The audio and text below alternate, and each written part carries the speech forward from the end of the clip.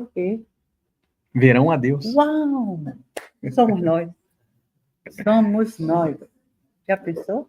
Você vê que caminho bacana é o caminho das bem-aventuranças, por isso que Jesus chamava que é o caminho para a felicidade.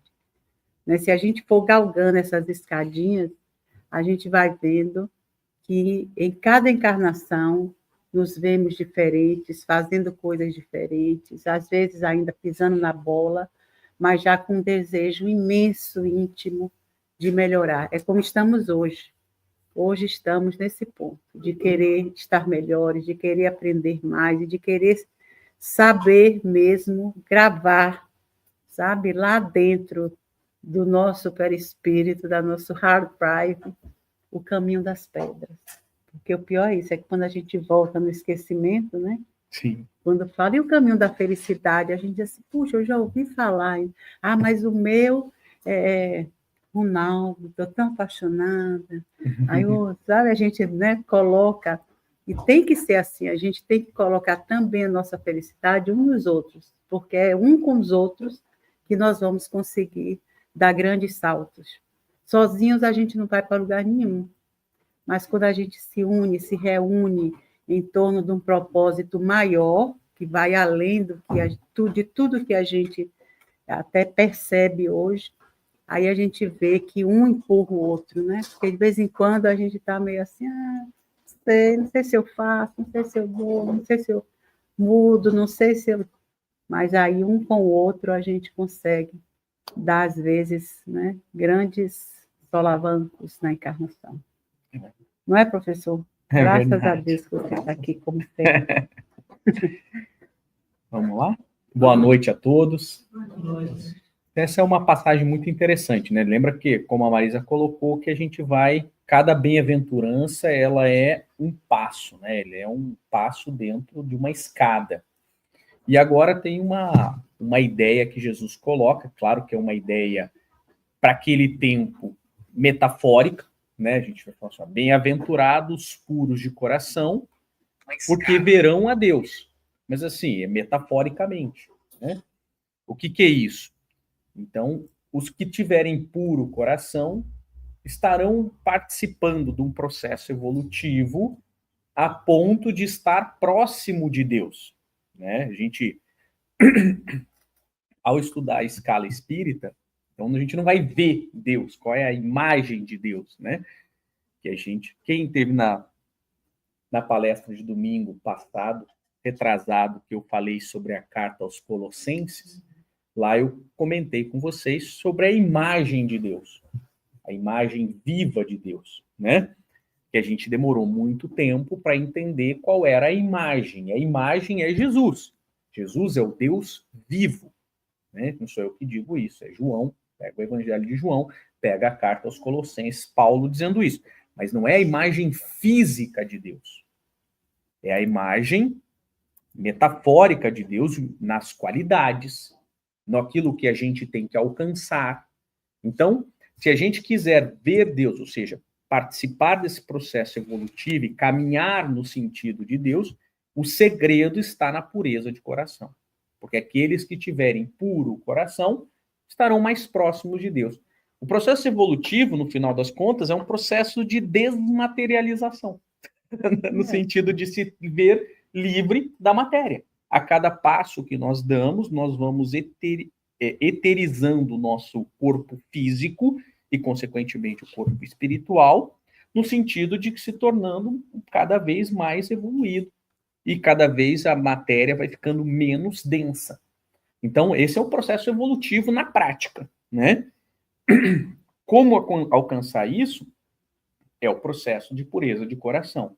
Então, é uma caminhada. Então, dentro desse contexto aí, então só para a gente lembrar da escala espírita, a gente falou isso lá também na carta aos Colossenses, né?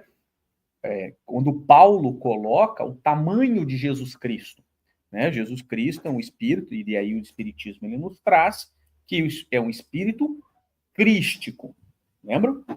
O espírito crístico, segundo os espíritos passaram para Kardec, é o espírito puro que chegou mais alto grau da escala evolutiva dos espíritos puros. E eles compreendem a vontade de Deus e as executam. Então, o objetivo da gente ver Deus é um dia chegar nessa escala. E a gente vai caminhando nesse passo para e passo. Como fazer isso?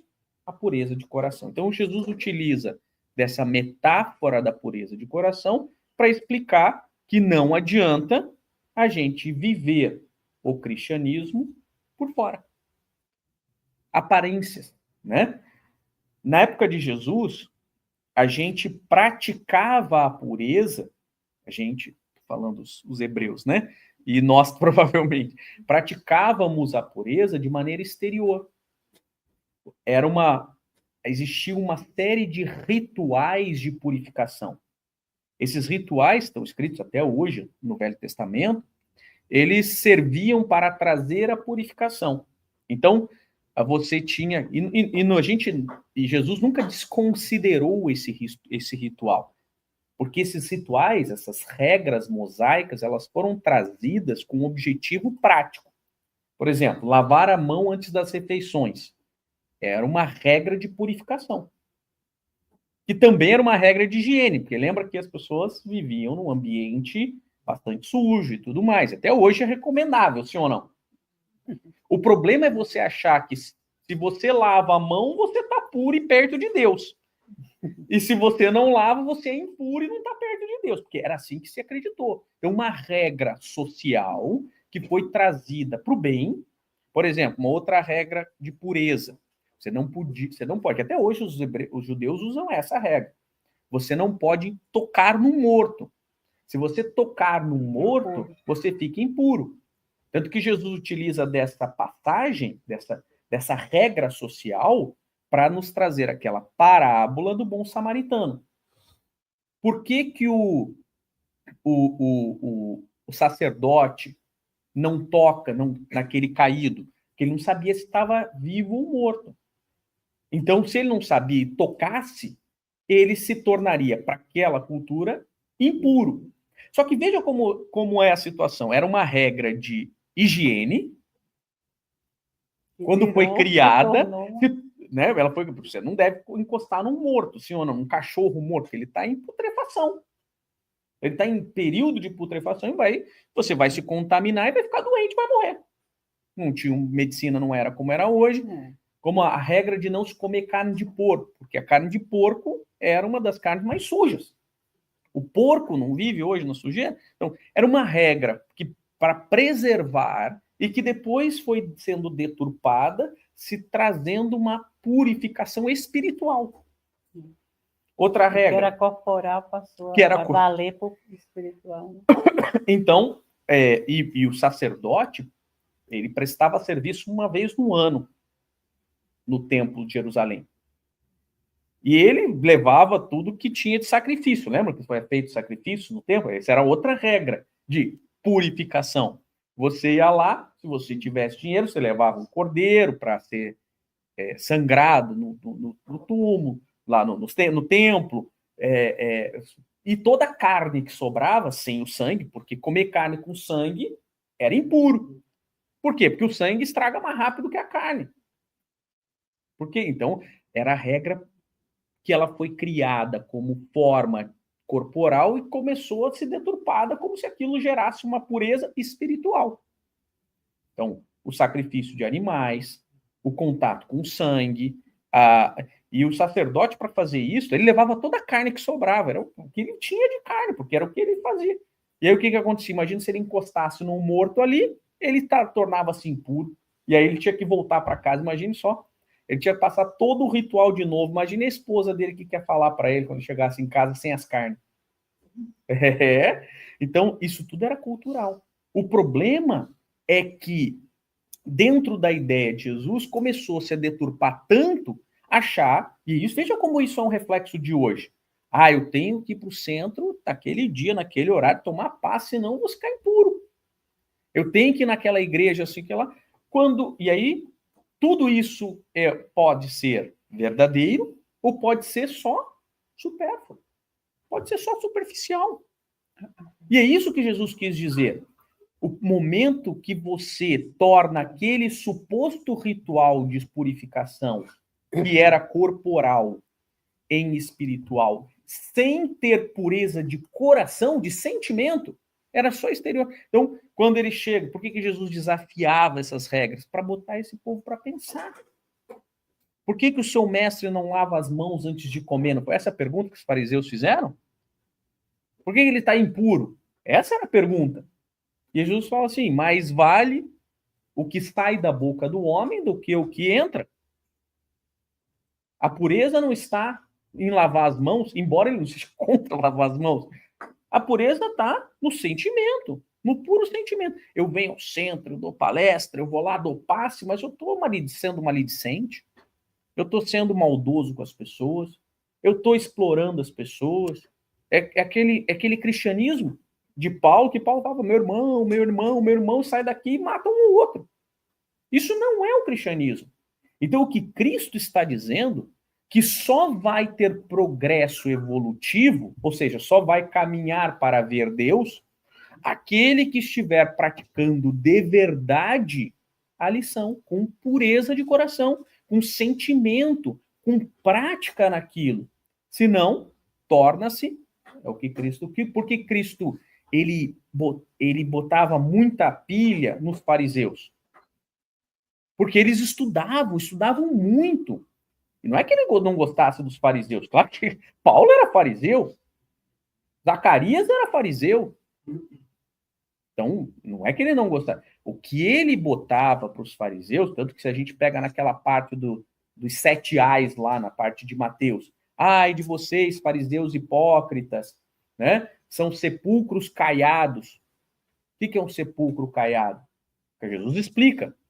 Branco por fora, mas cheio de podridão por dentro. É isso que nós temos que tomar cuidado. Não sermos esse cara. E aí ele adverte, quando Jesus chama os fariseus de filhos da serpente, víboras. Filhos, né? Por que Jesus fala isso? Não é que Jesus estava xingando. Já expliquei isso várias vezes. Jesus não estava xingando ninguém. Dentro da cultura hebraica, você era descendente de Adão. Tanto que toda a genealogia de Jesus começa com Adão, não sei o quê, pararia. Então, por quê? Porque Adão é o filho primeiro de Deus, não é isso? Na simbologia. Então, o que Jesus, ao chamar os fariseus de víboras, filhos da serpente, ele está dizendo assim, olha, vocês não são descendentes de Adão, vocês são descendentes da serpente. É isso que ele quis dizer, não está xingando. Porque vocês não entram no céu, nem deixam aqueles que querem entrar. É isso que Jesus fala. Por quê? Porque vocês deturpam a ideia. Vocês têm uma pureza de mão, você tem uma pureza na alimentação, mas não tem a pureza de coração. Vocês não vivem aquilo que vocês estão praticando. E por que Jesus era mais severo com eles? Como será mais severo com cada um de nós? Porque aquele que muito é dado, muito será cobrado. Jesus não era severo porque ele não gostava dos fariseus, é porque ele sabia que dentro do processo reencarnatório, como eles tiveram oportunidade de conhecer profundamente a lei, eles seriam muito mais cobrados e teriam muito mais a dever. Esse é o ponto. Então a gente tem que tomar cuidado para a gente não ser o fariseu. A gente não está naquela... Será que nós estamos, de fato, praticando o cristianismo que a gente aprende, vivendo esse cristianismo? É claro que é um processo evolutivo. A gente não vai transformar como um passe de mágica da água para o vinho do dia para a noite. Uma coisa que eu estava aqui pensando, porque antes dessa bem-aventurança são os mansos. Uhum. Bem-aventurados os mansos, porque herdarão a terra, né? Que seriam agora, talvez, os espíritos que vão entrar no processo da regeneração. Uhum. Já são mansos, né? Mansos e pacíficos, né? Então, já é aquela pessoa que já não carrega tanta... Já está se despindo daquele dos vícios. Dos vícios, das coisas. A serpente. E logo depois sou eu que boto, né? Logo depois vem os pacíficos, os puros de coração, que esses puros de coração é que verão a Deus. Exato. Quer dizer, tem essa primeira leva, né? Que herdará a terra, ou seja, é que vai pacificar mais a terra para que ela continue no processo, e depois entra nesse processo de ver a Deus, ou seja, já está quase como Jesus, quase não, né? Eu que boto também. Se tiver totalmente exagero é limpo... baiano, exagero é baiano. Já está quase pertinho do mestre lá, fazendo o que Deus gostaria que a gente fizesse. Ou seja, fomos criados para quê? Né? Para fazer com que essa paz nos pacificasse, para a gente poder pacificar outros, como Jesus fez. Né? Jesus se pacificou, por isso que ele não para de trabalhar pela gente, porque ele sabe que a gente está no processo que ele viveu. Então, é essa a grande, né, força que a gente tem uns com os outros, é aquele que conseguiu ultrapassar alguma coisa, vem e faz com que os outros também queiram, né, passar por essa estrada dolorosa que a gente vive ainda até hoje, né? Porque a dor que a gente sente, os problemas que a gente tem, o sofrimento que a gente vive, né? Tudo é um peso, tudo é demais, tudo, né? E os momentos, parece que os momentos felizes são assim efêmeros. Ai, ontem estava tão bom, hoje já está tudo de novo, né? E você traz, parecendo que traz aquele bloco de pedra para dentro de casa, né? Não, não está. Não está, porque se você passou um dia melhor, o outro dia vai ser menos pior, porque você vai continuar também um pouco melhor dentro dos problemas que vive. Então, a gente tem que levar em consideração cada suspiro que consegue dar em direção a esse caminho iluminativo, porque senão a gente vai um pouquinho e volta depois, um tantão. Vai um pouquinho, porque vão começar a cair as pedras, vão continuar caindo as pedras. Mas a gente tem que ter essa convicção de que a finalidade está ali, né? É a mansidão, é a pacificação, a pureza de coração, e vamos para frente. E uma vez indo, é difícil voltar, né? Não volta. É uma coisa, eu acho que todos nós, quando a gente sai dessa encarnação, que a gente se vê durante essa vida que viveu no planeta, e as possibilidades que a gente teve, e aquelas que a gente abraçou, aquelas que a gente deixou passar, eu acho que a gente já vai estar numa maturidade espiritual de poder avaliar a si mesmo com mais, né, com aquela força de vontade de melhorar, não mais com aquela cegueira, né, porque não é à toa que a gente entra toda semana numa escola dessa, que fala sobre coisas que antigamente a gente não dava nenhuma bola, ou dava ainda aquela... A única coisa que a gente ia buscar era, não, eu quero ficar bom da minha doença, eu quero não sei, eu quero aquela coisa bem, bem cega quase. Hoje não, hoje a gente já vem, já ouve alguma coisa que depois de alguns dias, às vezes, vem na mente, que dá vontade de saber mais alguma coisa. É claro que a gente busca também a melhoria íntima, porque não é fácil atingir essa pureza de coração. Como ele diz, que essa pureza de coração é a gente afinar as emoções. Ele manda logo tirar a falsidade, né, menino? Eu tô engraçado esse negócio. Não ser falso, olha que legal. Porque quando você é falso, né, para com as pessoas e para com a vida, é porque você é para com você mesmo. Então, é difícil você ver a sua verdade. O que é mesmo que eu quero? Eu quero continuar mendigando os favores espirituais, ou eu quero que os espíritos vejam que eu mereço, naquela hora, alguma ajuda, porque eu vou avançar. Eu não vou me acomodar nem voltar para trás, para o erro. Eu vou tentar fazer com que vale a pena essa parceria para que a gente vá para frente, entendeu? Então, é muito legal isso. E isso, graças a Deus, a gente encontra, né, muito no Espiritismo, né, Aline, né, Ronaldo, vocês que estão há mais tempo. A gente encontra, porque a gente só vive falando das coisas que, muitas delas, a gente não chegou nem perto ainda. Mas a gente fala com aquela vontade de que aquilo faça parte do dia a dia, que aquilo faça parte dos momentos em que a pedra no caminho for grande demais e que a dor for imensa e que a gente fique sem saber o que fazer e que a gente possa parar e dizer assim, meu Deus, e agora, o que é que eu faço? E, de repente, você vai dormir, e no outro dia vem uma ideia, que a gente ainda diz que é nossa. Bastou um momento de relax para eu levantar no outro dia, já sabendo o que eu vou fazer. Eu sou demais. Aí a gente se acha, né? Mas até isso eles desculpam a gente se achar um pouquinho.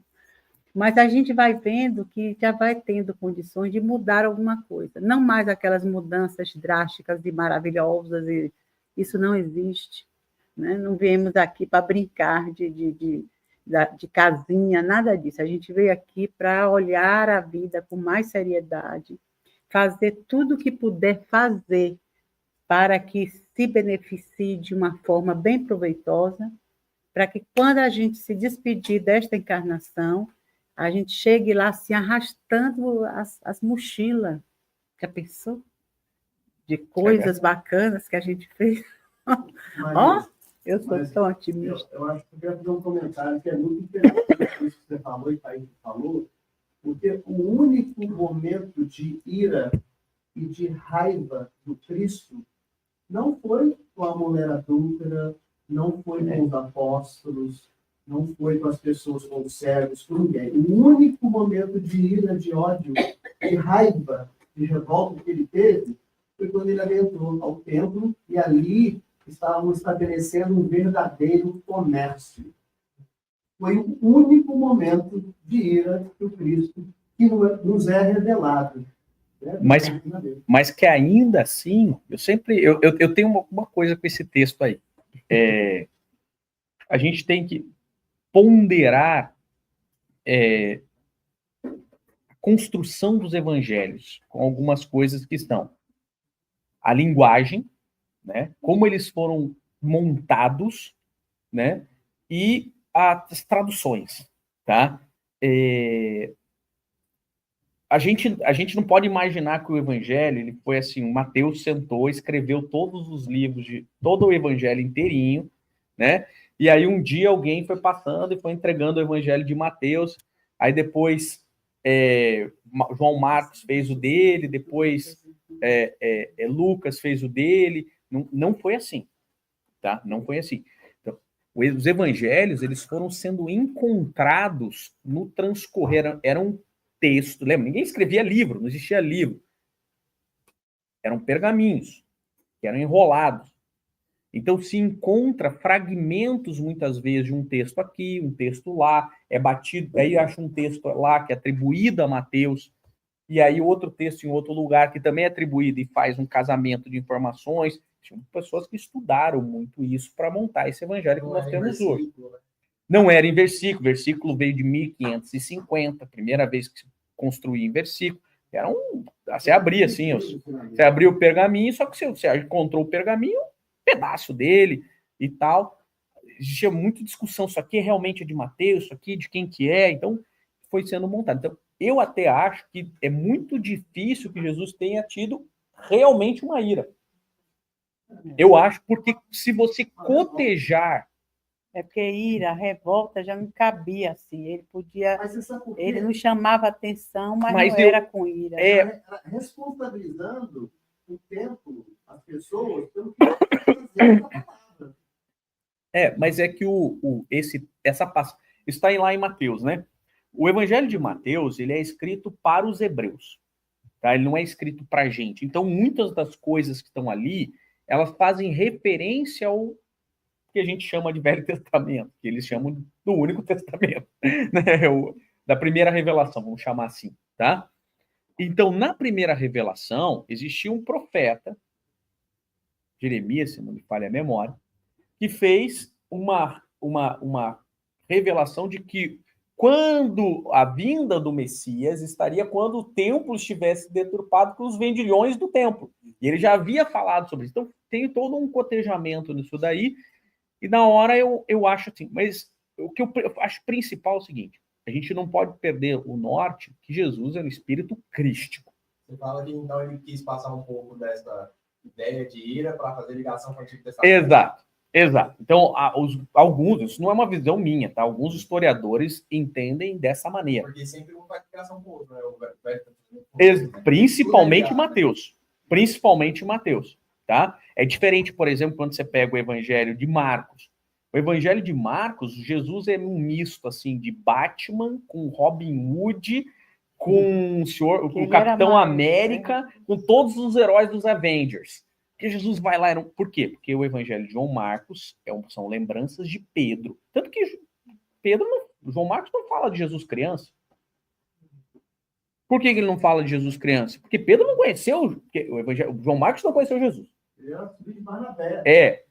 Ele se converteu, ele já era, sei lá, se ele nasceu, Jesus já tinha morrido, mas ele trabalhou muito com Pedro. E tem uma marca muito grande no Evangelho de Marcos, porque João Marcos, que era sobrinho de Barnabé, que sai para caminhar, pregar com Paulo e com seu tio Barnabé, no meio do caminho ele desiste.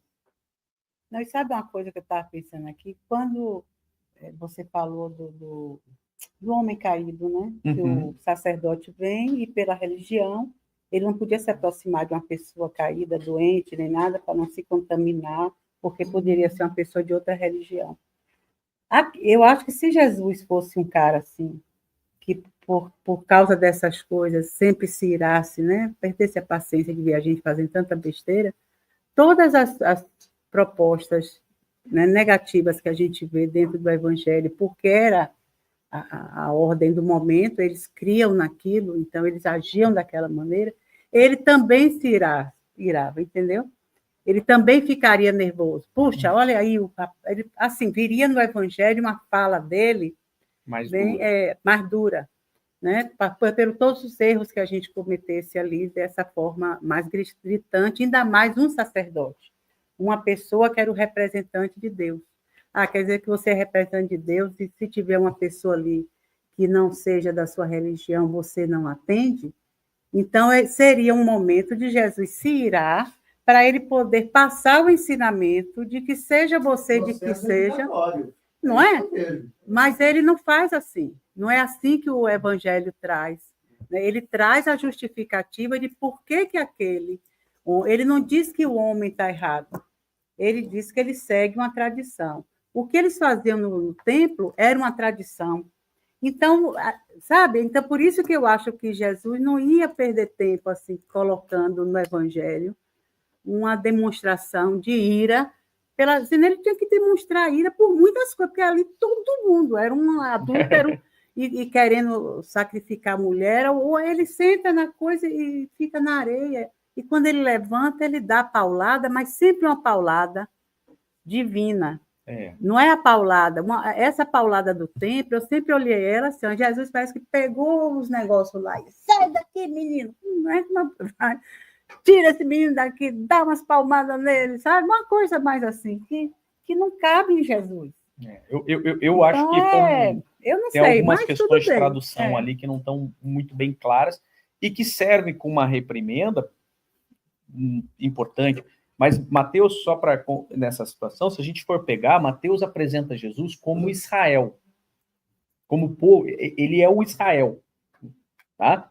Então, o que é isso, né? O povo sai do Egito, fica 40 anos no deserto. Jesus podia passar 40 anos, passa 40 dias no deserto. Ele faz um paralelismo da história de Israel e o do Velho Testamento, que a gente chama da primeira revelação, com a vida de Jesus. Então, pode ser uma alegoria para mostrar para o povo isso. Tanto que em outras passagens, a gente não pode perder nunca o norte, que Jesus era um espírito crístico. Ali era... Bom demais para... Exato. Ele era um espírito... é um espírito crístico. Porque ele então, não é a gente, assim, às vezes seu filho pequeno faz uma traquinagem, você dá uma palmada nele, né? Física, mesmo sabendo assim, puxa vida, ele nem sabe o que está fazendo, derrubou ali o jarro porque não está sabendo ainda, né? O que pode, o que não pode fazer, né?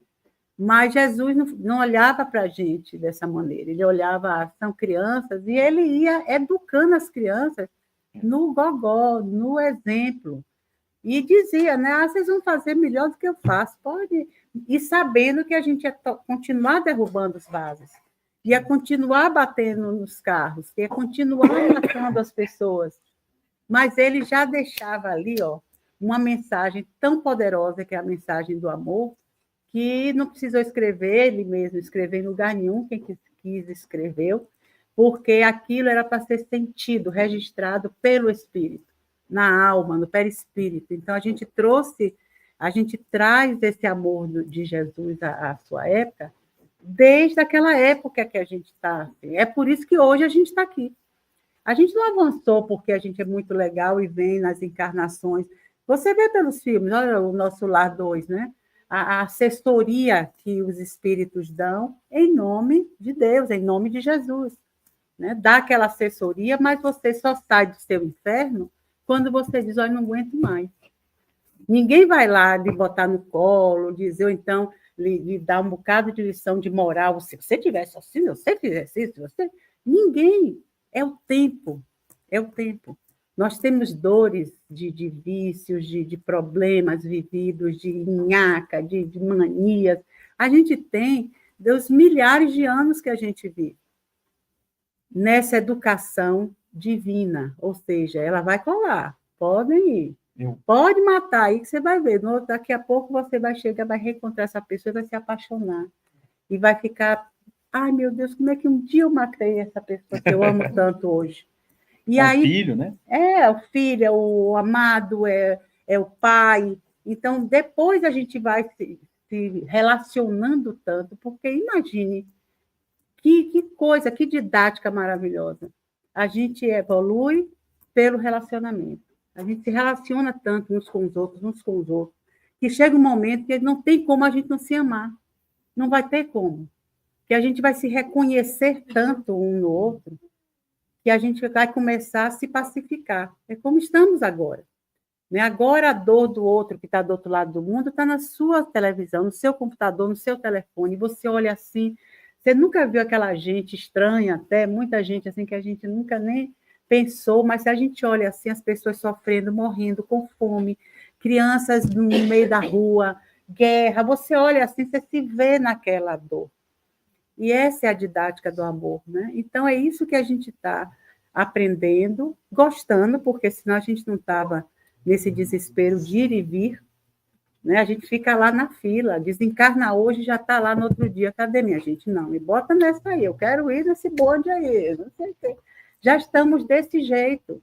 Não estamos mais aqueles espíritos que vão ficar errando lá pelo umbral da vida. Não. A gente vai com o norte e quer voltar para poder fazer mais, para entrar nesse bonde de luz que vai para frente, entendeu? Então, isso é muito bom, né? Eu acho que um grande exemplo que ficou muito estampado dessa pureza de coração e como a norma era equivocada é a passagem da mulher hemorrágica. Se a gente for pegar, e quem retratou isso de uma maneira brilhante, quem não assistiu, assista, foi o The Chosen. Não foi exatamente isso, mas eu acho que ali ilustra muito bem isso. Então, para a cultura hebraica do tempo, se você era impuro, você era puro e tocasse em algo impuro, você ficava impuro. É por isso que tem toda essa formalidade absurda sobre a pureza, sobre essa suposta pureza corpórea. E Jesus veio dizer o contrário. Se você é puro e encosta em alguém impuro, você tem a chance de transformar essa pessoa em pura. Por isso que ele dizia que ele é o médico dos doentes. Cristo veio para os doentes, não é para quem é puro. E aí a mulher hemorrágica encosta em Jesus. Na túnica. Na túnica, com aquela fé de que só nem encostar nele ela já seria curada. Olha a pureza de coração, de sentimento, de crença, de acreditar que ele era diferente, a fé. E aí ninguém podia encostar nela, porque ficaria impuro para aquela cultura. Os próprios discípulos também ficavam naquela situação. Mas aí ela vai, encosta, e ela, quem que encostou em mim? Porque Jesus sentiu aquilo, né? Um monte de gente, imagina aquele monte de gente, todo mundo encostou em você, não foi uma pessoa. Todo mundo, aquele tumulto, quem que encostou? Um monte. Aí, não, porque saiu um talento, saiu uma virtude dele, e aí ele vira, é a mulher hemorrágica. Só que eu acho que o The Chosen tem um brilhantismo tão grande ao tratar esse assunto, que aí eles tornaram-se, Jesus e todos os discípulos tornaram-se impuros, né? Para a cultura da época. E é tão bonito como Jesus trata essa formalidade. Para o dichoso, é história. História com E, não história com H. Mas é tão bonito que provavelmente era isso. Eles foram muito bem incluídos ali naquela cena. Provavelmente o templo foi isso, e todas as passagens de Jesus foram com muito mais diversão, com muito mais alegria, com muito... Aliás, a característica principal de Jesus era a sua mansuetude. É por isso que Judas trai ele, porque achava que ele era manso demais. Então, você vê que o Francisco, né? Quando a gente lê Francisco, ele com o grupo, é outro departamento, né? Você vê que existe uma confraternização, amizade, a confiança. É muito. Então, assim, eu não posso acreditar assim que... Mas eu quero trazer a conversa para o espiritismo mais para cá, né? Que a gente tem uma chave que a gente um presente da espiritualidade de Jesus para nós, que é o Evangelho segundo o Espiritismo. O Evangelho segundo o Espiritismo, como eu já expliquei sobre o Evangelho, né? Lembra? O Evangelho é Jesus. Então, é Jesus, que é o Evangelho, é a boa nova de Deus. Então, Jesus segundo Mateus. Jesus segundo João Marcos. João Marcos estava falando isso. João Marcos não conheceu Jesus, mas Pedro também não conheceu Jesus pequenininho, por isso que não conta. Por isso que é o Evangelho, a boa nova, é Jesus segundo aquele cara que está contando. E Kardec vai lá e coloca o nome depois segundo o Espiritismo. Então, é Jesus segundo a visão espírita, com a chave do Espiritismo. E no capítulo 8º do Evangelho segundo o Espiritismo, Kardec aborda essa bem-aventurança. Ele fala sobre essa bem-aventurança, praticamente, ele como professor, praticamente como um roteiro de tornar puro o coração. E olha que interessante, ele começa assim, simplicidade e pureza de coração. Ele traz aquela passagem das crianças. E ele deixa bem claro que essa passagem não quer dizer que as crianças são puras. As crianças não são puras, porque tem um espírito milenar aí que cometeu um monte de acertos e equívocos. Mas quando encarna, vem com essa pureza de aprender, pelo esquecimento do passado. Então é isso que Kardec já fala. Então é esta pureza, fazendo a analogia de Jesus para as crianças, que a gente tem que ter. E aí ele fala assim, pecado por pensamento. Próximo passo assim, fala assim, pô, beleza. Pecado por pensamento, adultério. Aí você fala assim, o que tem a ver com pureza de coração? Mas Kardec é tão genial, ele é tão genial na montagem do Evangelho que ele começa assim, lembra? Que eu já expliquei a primeira revelação. Não cometereis o adultério. Lembra que eu falei para vocês? Já falei, naquela passada, uma palestra sobre isso. Então, quem que adultera mais, o homem ou a mulher? Os dois, né? Porque normalmente adulteram juntos, né? É uma parceria. Então, normalmente adultera junto. Não, pode ser que não. Sejam dois homens. Mas pode ser duas mulheres. Então, não existe essa história de que o homem adultera. E o grande erro... Não, e o espírito não tem sexo. Então, ele vai vir homem, mulher, ele vai... Agora, o grande ponto... Hoje em dia você vê a mulher, às vezes, né, adultera, mas por isso, porque foi uma reencarnação masculina. E virou a cabeça dela, tadinha. Virou tanto que ela vai ter que se regenerar de novo. Mas eu já expliquei que na época de Jesus, todos os 10 mandamentos, eles são uma cebola. E você vai vendo, descascando, e vai se aprofundando, e vai se aprofundando. E quando a gente pensa, não, eu nunca traí meu marido, eu nunca traí minha esposa, então eu cumpri esse mandamento. Será? Porque ninguém está falando de casamento. O Velho Testamento não está falando de casamento. Essa é uma das formas de adulterar. E o que é não cometereis o adultério? O que é adulterar? É entregar uma coisa daquilo que você prometeu fazer diferente. No caso do casamento, que é o que todo mundo pensa, você prometeu fidelidade e entregou infidelidade. Só que o casamento é uma das formas de relação que a gente pode entregar diferente, sim ou não? Só uma das. É só uma das. Nós temos quantas relações? A gente é contratado para trabalhar 8 horas e trabalha 6 horas e as outras a gente toma um cafezinho, tá adulterando. Você entregar algo diverso do combinado é adulterar. Então, Kardec fala assim, pensamento, pecado por pensamento, e ele fala exatamente isso. Não pensem que que Moisés estava falando sobre somente o adultério na relação comum. Nós estamos falando de violar combinados. Adulterar é violar. O que é uma gasolina adulterada? Você paga por gasolina e recebe gasolina com mais alguma coisa que não é gasolina. É isso. E quantas vezes nós adulteramos as nossas relações? Quantas vezes com o centro espírita, com o nosso emprego, com a nossa esposa, com o nosso trabalho, com a nossa... Então, esse é o ponto.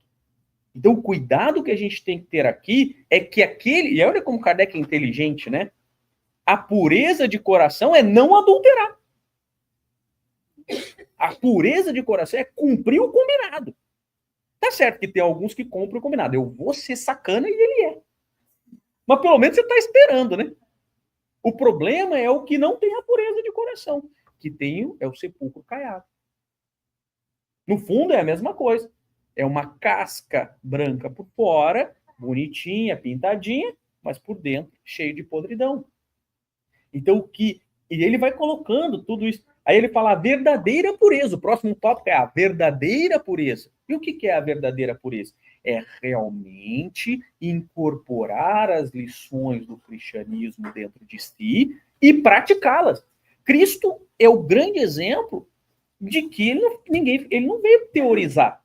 Ele não veio dar uma teoria. Assim, olha, vocês têm que ser bom, vocês têm que não pode condenar a mulher adúltera. Né? Ele fez na prática, ele era o filósofo da prática. Né? Ele agiu. Então ele veio nos mostrar que ele é o caminho. Então a verdadeira pureza é agir em Cristo. É por isso que o lema do Espiritismo é fora da caridade não há salvação. Você tem que agir. A gente já tem esse roteiro há muito tempo. A gente só ainda não consegue colocar em prática tudo que a gente já sabe, né? O único meio de purificar o coração, só tem um meio de purificar o coração. Caridade. A prática reiterada da caridade. Então, a gente pode ver como que... A gente falou um pouquinho de transformação, que não é do dia para a noite, que a gente transforma. Ninguém foi do dia para a noite. Mas numa encarnação, alguns conseguiram. Pedro, Paulo, Maria Madalena. Mas coladinho com Jesus. E Maria Madalena? Não. Mas quantos estavam coladinho com Jesus e não conseguiram? O próprio Pedro não conseguiu imediatamente. Pedro demorou muito tempo para cair em si de quem ele era. Agora, por isso que eu acho que a grande transformação do evangelho, na minha opinião, a grande transformação foi Maria Madalena. Maria Madalena foi imediato. Paulo foi, mas ele teve um tempo. Ela saiu de um lugar e transformou quase que imediatamente. Mas todos eles só resgataram e purificaram o seu coração com a prática da caridade. Maria Madalena, quando Jesus morre, pede auxílio para Pedro. Veja como Pedro ainda não era gente boa. Pedro vira para ela e fala assim, não, você é impura. Pô, eu já estou, 2 anos, 3 anos, não sabe quanto tempo, com Jesus, sendo, né, convertida, mudou de... Não. Pedro expulsa ela. Pedro expulsa a Maria Madalena. E ela vai cuidar dos leprosos e trabalha dia e noite cuidando dos leprosos, até morrer de lepra, e é recebida por Jesus. Assim nos conta Humberto Campos. Então, veja, são coisas assim, é uma mudança radical. Só que Pedro é a mesma coisa. Faz a mudança, depois demora um tempo, afunda a casa do caminho, trabalha, aprende que a caridade não tem rosto, a caridade não tem cor, a caridade não tem opção sexual, a caridade é simplesmente agir em Cristo. Esse é o ponto. E aí ele vai... Esse é o único jeito de pureza de coração. Tá, mas isso é difícil ou isso é fácil? É difícil. Por isso que o próximo passo que Kardec coloca é: se a vossa mão for motivo de escândalo, cortai-a. É uma simbologia, obviamente, né? Que algumas pessoas também interpretam a Bíblia do jeito que querem, né? Às vezes literal, às vezes simbólico, né? Não, isso aqui Jesus falou, isso aqui está lá escrito expressamente na Bíblia. Tá, mas você já usou a sua mão para fazer alguma coisa errada? Já. E já cortou ela? Não, mas isso é metafórico. Tá. Chama-se interpretação seletiva da Bíblia, né? Então, o que Jesus está dizendo? Está dizendo que Jesus, que Kardec traz essa mensagem. Veja como Kardec inverte a ordem do Evangelho e coloca por tema. Porque a ordem do Evangelho selecionada é uma ordem que as pessoas selecionaram quando estavam montando os textos, conforme eles vinham, aí vai montando, o que era mais lógico. Ninguém sabe se o Sermão do Monte foi a primeira coisa que Jesus fez. A gente sabe, o primeiro sermão que ele fez, a gente sabe que foi a boda de Caná, que lá está dito expressamente que foi o início da sua pregação. Agora, fora isso, ninguém sabe a ordem, se foi o Sermão do Monte primeiro, ou se foi... Ninguém sabe, isso é uma ordem que foi montada depois. Provavelmente muito intuída pelos Espíritos, muito auxiliada por Cristo. Não foi a Miguelão, alguém decidiu o negócio. Agora, Kardec faz uma ordem temática. Isso que é o legal do Evangelho segundo o Espiritismo. E ele fala isso. Não estou preocupado com a ordem cronológica, porque a minha preocupação é a moral do Cristo.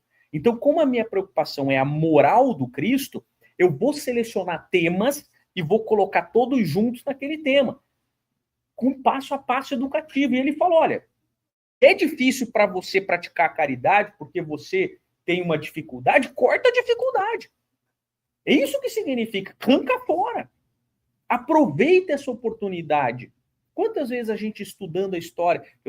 acho que talvez a grande história que a gente tem é Paulo Estevão, muito bem narrada por Emmanuel, né, pelas mãos de Chico. Ali a gente vê quantas vezes Paulo corta a mão, metaforicamente, quando vinha a dificuldade, quando ele sentia. E é isso que João Marcos não conseguiu fazer. João Marcos estava acostumado à casa da mãe, preparava o almoço, lavava a louça, cuidava dele, não sei o quê, arrumava a cama dele. Aí quando ele saiu com Paulo, uma porrada. Aí o dia que Paulo falou, eu vou sair para caçar, você tem que ir lá cozinhar e lavar a louça. Aí ele começou a chorar. Não quero mais, não sei o quê, foi embora. Não brinco mais, e foi embora. Foi embora. E aí, por isso, e por que isso marca João Marcos de um jeito? Isso traz uma... Por quê? Porque aquilo que a gente faz de errados, nunca mais a gente esquece. E a gente fala, eu preciso resgatar esse equívoco.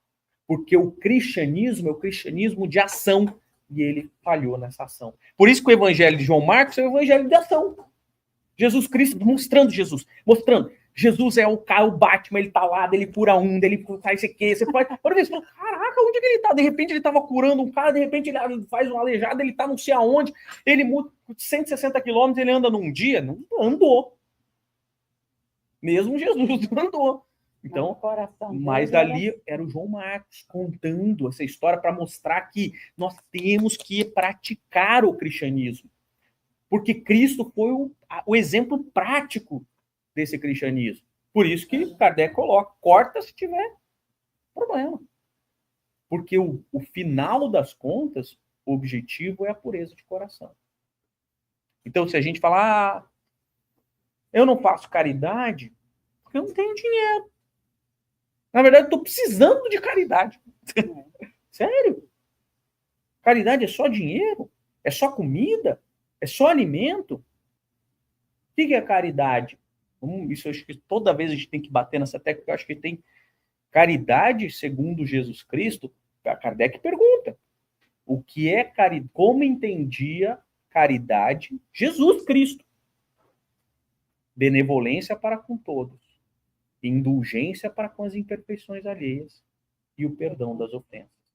Isso é a caridade. É muito mais que um prato de comida, embora um prato de comida também seja caridade. É agir em Cristo. É aquela passagem linda de Madre Teresa de Calcutá, que sai para pedir alimento, dinheiro para os seus pobres, E o cara vira e gospe no rosto dela. E ela vira para ele e fala o quê? Isso é para mim, eu mereço. E você tem alguma coisa para os meus pobres? Isso é viver o Cristo. É apagar, é cortar a mão que poderia impedir. Aí o cara desmontou. Caridade, agir em Cristo, é Mahatma Gandhi, que passa 2 guardas ali, e mesmo não sendo cristão, passa 2 guardas e dá-lhe um murro nele que desmonta. E aí ele levanta, sem falar nada, sem reagir, porque lembra que ele pregava a não violência. E aí o guarda dá um murro de novo, dá outro murro nele. E ele cai de novo e se levanta. E o guarda pergunta e fala assim, quem que te ensinou a ser tão covarde assim? E ele vira para o guarda e fala, esse cara que está no seu crucifixo. E aquilo desmontou o guarda, porque aquele cara que estava no crucifixo foi o cara que disse que tinha que dar outra face. E ele, que nem era cristão, estava dando outra face. Então, isso é viver o cristianismo. Não quer dizer que a gente tem que fazer isso. Kardec explica muito bem sobre essa questão de dar outra face, mas o fato é, somos convidados a praticar o cristianismo e só isso vai limpar o nosso coração, vai trazer a pureza de coração. E o dia que a gente conseguir, de verdade, sem falsidade, de maneira sincera, essa prática, a gente vai ver Deus. Legal, né? Não é uma promessa legal? Que é o que acontece com Cristo. Nossa, nós já somos. Que é o que acontece com Cristo. Glória e ver Deus. Nas palavras de Emmanuel, em A Caminho da Luz, os espíritos crísticos são co-criadores em plano maior, que realizam as vontades, as manifestações e a vontade de Deus, executando-as. Ou então, nas palavras de João, o evangelista, no princípio era o Verbo, e o Verbo estava com Deus, e o Verbo era Deus. E tudo foi feito pelo Verbo e para o Verbo. Ou seja, criando o mundo para que a gente possa participar desse processo evolutivo. Então, terminei.